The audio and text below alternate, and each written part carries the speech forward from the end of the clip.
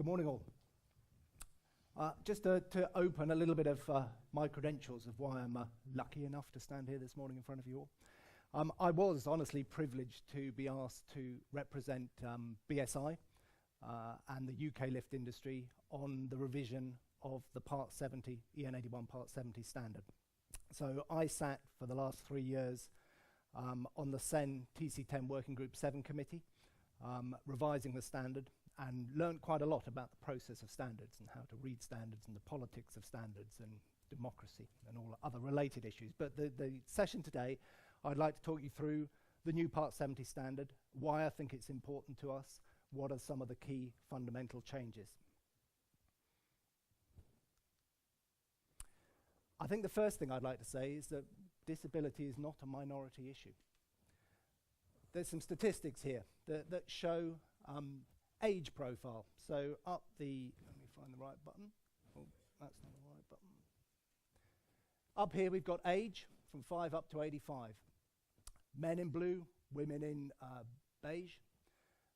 We've got the bordered lines here show percentage, population at this age in 2001, and the solid colour in 2015.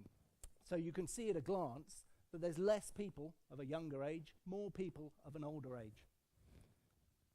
When we take that through to 2080, compared to 2015, we've got an even more noticeable difference here, where we've got an ageing population between men and women between 2015 and 2080. Our world is getting older. There are 39 million people classified as disabled in Europe. There's 11 million disabled people in Britain. Over 7 million people in Britain are disabled, as defined by the Equality Act, 18% of the working age population. And Britain's disabled people have got a lot of money in their pocket, so we really ought to be catering for them. And 1 in 6 people of the working age population in Europe, 1 in 6, has either a long-standing health problem or a disability. And only 8% of disabled people in the UK use a wheelchair.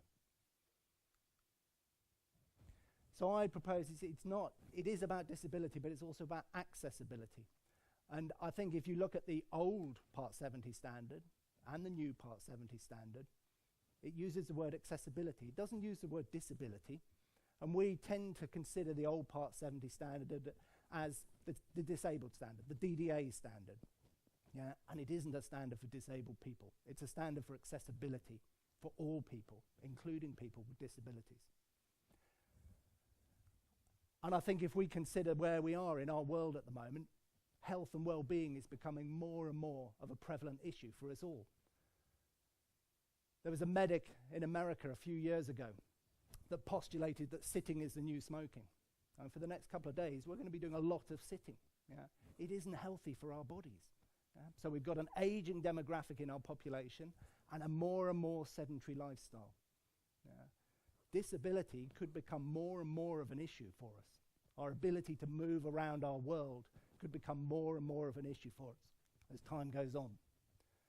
We're becoming much more focused on this, but our environment isn't really helping us. So this standard, whilst it's always been, in my opinion, a very important standard and certainly a harmonised standard in Europe, and a lot of countries have paid a lot of attention to it, some countries more than others, I think its time, if ever, is coming more and more important. And in years to come, this is really going to become a really important issue for us as an industry to respond to. So to talk a little bit more detail then about the standard, the history of how we've got to where we are. It was 3 years ago that we started working on the standard, back in May 2014.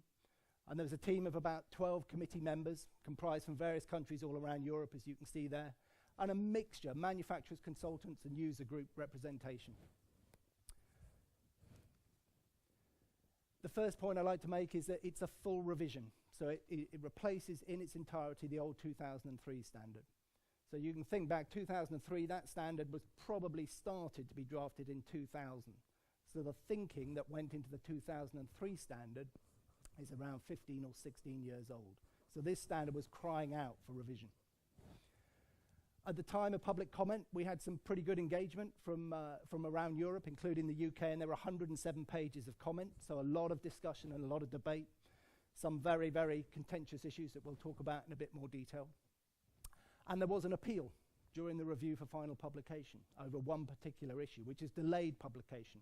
I was hoping to be able to stand here today with the new standard in my hand. I can't yet, but it is imminent, literally imminent. We're hoping by the end of this month, possibly next week, it will be published as the new standard. So at the moment, as you can see up here, this is being referenced as the final draft. But the technical comment that I will talk about today will be the content that is in the new standard. And the final point to make is that there is a 2-year adoption period. You know, common with a number of standards, they're never issued with retrospective application. There is always an adoption period for the industry to react and adopt the standard. Before we delve into the detail, one of the things I learnt as being part of this committee was how to read a standard. And that might sound a bit of a stupid thing to say, but auxiliary verbs are really important in standards. And I learnt this difference, and I think it's really important. Many of you may already know this, but the difference between shall, should, may, and can, really important in standards. Shall is a requirement of a standard, and you can't claim to be compliant with the standard unless you comply with all such clauses. Should is not part of the standard. It's a recommendation. So you should do it, but if you choose not to do it, you can still claim to be compliant with the standard. May provides some permissions for options, and can provides options for compliance. The critical ones in my mind, shall and should, and the ability to determine and make that difference between them. Also, content within normative annexes. Many of you will be familiar with annexes in the back of standards. Some are titled normative, some are titled informative. A normative annex contains shall clauses and is therefore a requirement of the standard. Informative annexes will contain should clauses and are therefore a recommendation of the standard, but not a requirement of the standard. So important differences. So what's changed in the standard and why? The first one. That's not so good, is it? Can you all see that? Yeah. Contrast. Yeah. The old standard, very helpfully, talked about contrast quite a lot, but it said suitably contrasted, which is great for a standard, isn't it? You know, you're setting a benchmark that everyone can understand and follow. Suitable, lovely subjective word. What the hell's suitable? This was a big issue in discussion. The standard now defines a way of assessing contrast. And there were lots of scientific ways of measuring contrast, but all the while we were discussing it, we were very conscious of the need with the bespoke type finishes, for example, that you're going to need to possibly assess it on a job site. And therefore, any way of measurement we put in the standard needed to be a method that you could realistically carry out on a job site if necessary. So the agreement was to reference something called light reflectance values. And you'll see BS 8300 over here defines this as a total quantity of visible light reflected by a surface at all wavelengths and directions when illuminated by a light source. So you've got an LRV scale here, and black is 100%, or sorry, 0% reflective, white is 100% reflective. And also from BS 8300, you've got what are called LRV points differences. So if you take two surfaces and you give each surface an LRV, a light reflectance value, you can assess the contrast between the two by the difference in the LRV point value. So you can see here we've got LRV1 from 0 to 100, LRV2 from 0 to 100, and the points difference. So where you've got 40 points on both surfaces, you're clearly here in the zone 3, which is poor. When you start to get, say, 40 to 70, so around the 30-point difference, you start to move into zone 2, which is good. So the new Part 70 standard will contain this table in it, which is talking about the minimum difference of light reflectance value. And down here you've got various components, such as the active part of push buttons to their surrounding. So now it's saying at the landing, so landing pushes, should have a minimum LRV point difference of 30 points to its surroundings. And in the car, 30 points. Faceplates, 30-30. Symbols on push buttons, 30-30. But 60 recommended. And it was these values that were a source of great contention and have delayed the publication of the standard, somewhat frustratingly, but that is the situation. So now what we have is a table that provides some objective guidance as to what suitable contrast is. Certainly, there were bodies around the table in the committee that were very, very vociferously supporting 60 as a minimum, but it was felt that this is actually a really important area of the market, and we could not publish a standard that had a requirement that could make a significant number of fixtures non-compliant overnight. So this is seen as a step change. So it's defining 30, but suggesting in certain areas 60 should be what the market is trying to achieve. And certainly I know from the age of my eyes that contrast is becoming more and more of an issue. Yeah, that I need spectacles to read, and I notice when contrast isn't strong. I find it harder to read.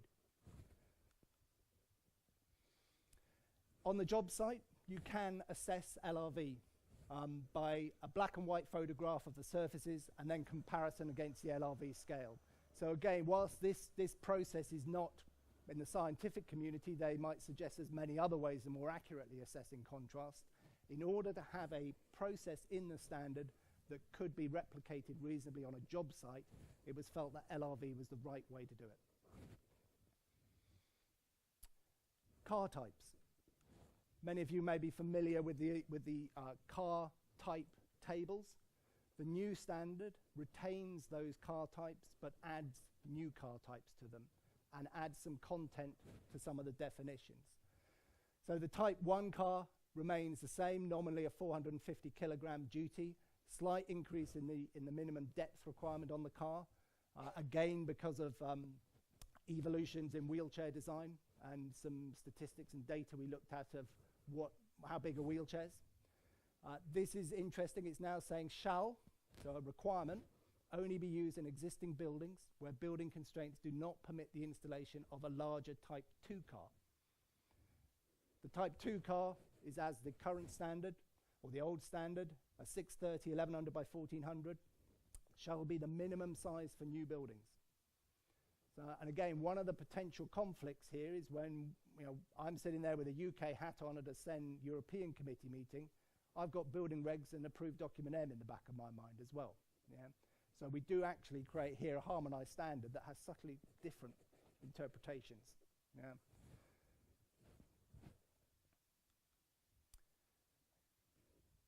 The table introduces a new car type, a Type 3 car, which again, certainly in certain European countries, they're used quite frequently, which is, we'd recognize it as a standard 13-person ISO deep car configuration, but used quite a lot in outdoor facilities and stations, etc. So that's a Type 3 car. There's now additional information on a Type 4 car, which is also referenced as the minimum size for cars with doors on adjacent walls. And there's a little bit of additional information on how you should configure a front and adjacent car for accessibility. And then there is a Type 5 car, which is the old Type 3 car, if that makes sense. So some new subtleties in there in terms of the minimum sizes for lift cars. Which raised another issue, that the standard maintains the definition of car dimensions as in the old standard. So measured between the inner surface of the structural walls of the car, and then maintains the old standard's advice that decorative finishes shall not exceed 15 millimeters in thickness. And personally, I think this is an issue that the industry needs to debate a little bit more, and I think potentially it's a misunderstood issue, because this shall not exceed is open to a little bit of interpretation, I think, or misinterpretation. What Part 70 is saying is if you've got thicknesses bigger than 15 millimeters, you can have those, of course you can have them. But if that then means that your internal dimensions don't comply to a particular type, you can only claim compliance to the car beneath it, yeah? A smaller car.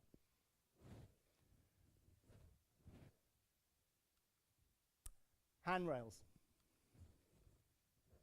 Many of you might know this issue and have come across this issue. When is a rear wall not a side wall? And the current standard requires you to put it on a side wall. And then, of course, we've got approved document M, which shows a picture of a handrail on a rear wall. So the new standard hopes to provide, or does provide, a lot more detailed requirements in terms of handrails. So it talks about a handrail always shall be installed on the side where the car operating panel is located. It shall be interrupted where the car operating panel is located.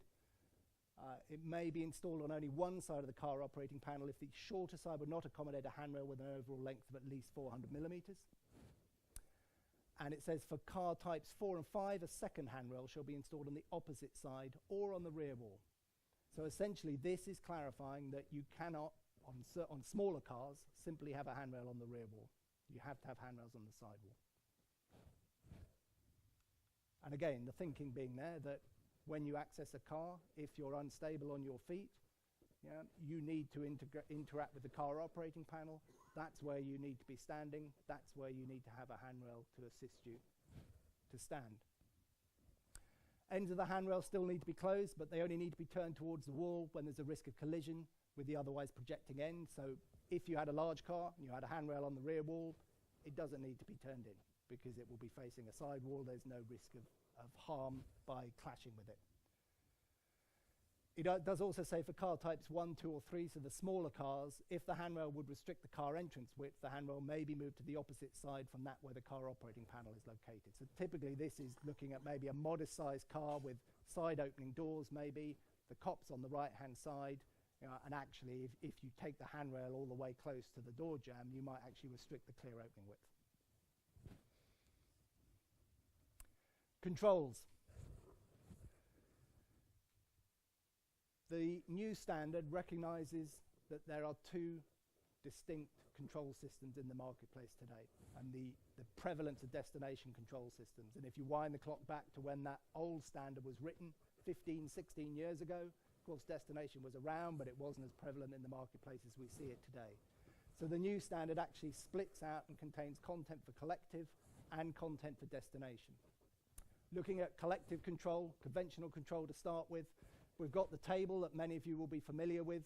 The table is now split into two, so you've got requirements for design and requirements for arrangement.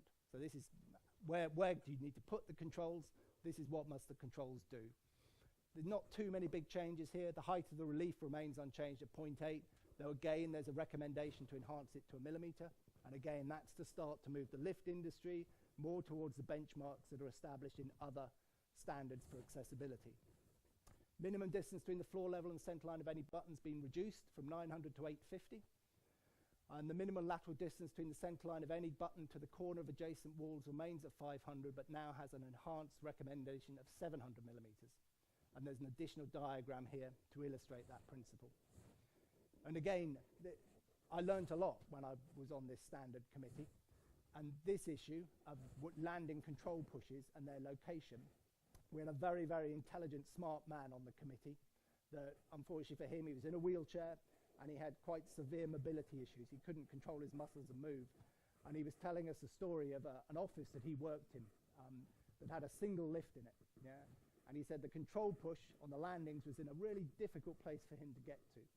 And he said when he arrived, when he was around, either he'd hoped there were other people around, but if he was the only one trying to call the lift, he said he hoped to God the lift wasn't there. And I thought, that sounds a bit surprising. And then he went on to say, because I maneuver myself, he said, and I can reach out and find the button. I get the button, I push it. Of course, if the lift is there, the doors are going to open immediately. But he's now got to take 10 seconds probably to get his hand back down, then start to maneuver. And he said, by the time I got maneuvered and ready to go, the doors were closed. And then he'd have to start the whole process again. And it's insights like that that make you realize why things like this are important. Yeah. The nomenclature for floors has been clarified. So again, just this issue of what do we call our floors?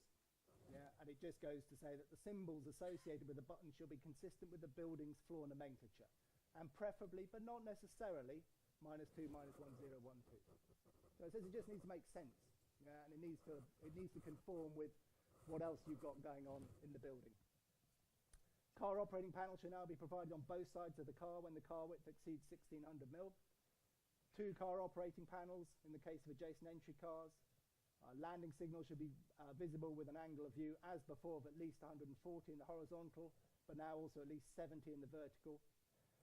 The provision of an induction loop, I don't know John is here, John Trett, it's a recommendation, so it's a should clause, so it's saying you should put an induction loop in a car. But it also includes this, which we got in really off the back of John's presentation here last year or a couple of years ago, that talks about if you put an induction loop in, make sure you test it and calibrate it in the right way, otherwise what's the point in putting it in? So the standard says you should put one in, and more than that, it should conform to EN 60118 Part 4. Destination control systems.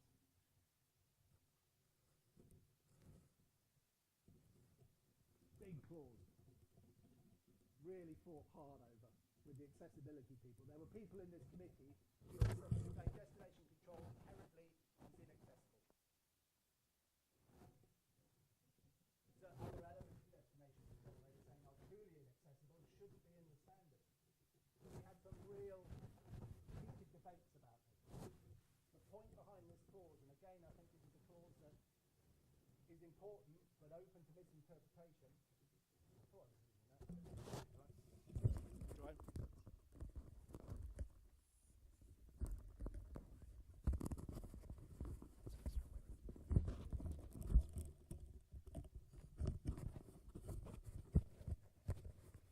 I'll try again.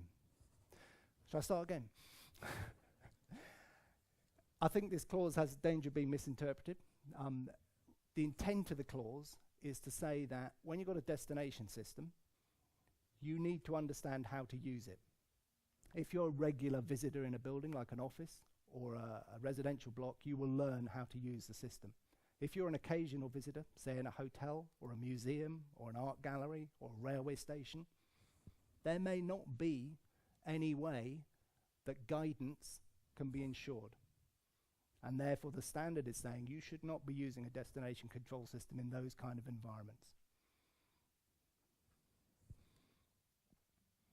Assuming you can use destination control, then again there's requirements for keypads, which essentially follow the requirements in the tables with some exceptions and additional requirements, and there's additional illustration of what a keypad should look like in terms of key dimensions. Interestingly here, Braille shall not be used. Again, big discussion about that. Yeah, and this was supported by representation from blind lobbies that was saying actually Braille, if my recollection is correctly, is not used by that many people who are partially sighted or blind. There are many different types of Braille, and it was felt that it is potentially more confusing to have it than not. There's a formalized requirement for what is called an accessibility button. So this is the button that we're probably familiar with, with the wheelchair symbol on, that's associated with keypads. So it talks about the button preferably below. Big discussion about, okay, we need a button, where are we going to put it? Yeah. And again, preferably below. There was discussion about should the standard be prescriptive. Well, it could be prescriptive. It could have said shall be below. There's certainly one manufacturer's standard solution I can think of that wouldn't comply. Yeah? So we have to be quite careful and give the industry time to be able to respond. But again, the logic behind this is if I'm partially sighted or blind, I need to understand that button, I will find it in the same location. Yeah? If I find the panel, when I find the panel, I will know where the button is. And the accessibility button shall initiate additional audible guidance. So it shall allocate a car adjacent to the control device or extend the door dwell time of the allocated car. And it shall allocate additional features such as extended time, assignment to a larger car, enhanced contrast. None of this we felt is asking significantly more of the industry over and above what it's already doing and what it's already developed to be a solution. It talks a little bit more about assignment characters on the screen, gives you some height. It talks about lift markings, the ABCD. Again, pretty similar to what's in the current standard, but just formalising it, and pretty similar to what we believe the market currently offers anyway. Then we got to this one. This discussion came right at the end of the 3 years and was what we say in English, the elephant in the room, which is a really difficult issue. Everybody knows is there, but no one really wants to talk about. And this was touch screens for destination. And this is where a number of people in the committee were saying, they're not accessible. We can't have them. The standard must prohibit them. And then we had other side saying, well, they've been around for years. The industries have got them. Our world is becoming a touchscreen world. We can't ignore them. So it was concluded that the standard needed to include them and needed to recognize them. So we've now got in the standard a normative annex for touchscreens. So what it's saying, because it's normative, it's saying if you have a touchscreen, in order to claim that touchscreen is compliant to Part 70, it must comply to the requirements of this normative annex. So it provides some information about the luminance of the screen. It talks about active areas and symbols shall be contrasted with their immediate surroundings. And that contrast requirement reflects back to that table that we talked about early on. So it's not suitably contrast, it's contrasting in accordance with that table. It talks about background areas being solid and static. So, whilst it might look great in the architect to have, I know, moving symbols or a picture of the swimming pool floating in the background, that's confusing. The design of the button shall meet the tables, but there's some additional requirements that are detailed out in that annex. It talks about symbols. It defines height of symbols, spacing between symbols. It talks about this accessibility button. Here we can see an example of what that accessibility button might be. Again, adjacent to the screen, preferably below. It talks about activation of that button shall initiate a sequential announcement of destinations. And then the required destination shall be selected by a subsequent operation of the button or by operation of the relevant touch button. And as we see here, in a building with many floors, you might have first a zone that's selected before your destination floor within that zone. So to sum up, I think it's a great standard, but I think it's a really applicable standard and a standard that's becoming more and more important for us. I think we all need to remember it's not a standard for disabled persons. It's a standard for accessibility for all. It's a full revision, so the old one will go. There's a 2-year adoption period, and we hope that it will be published next week. Thank you.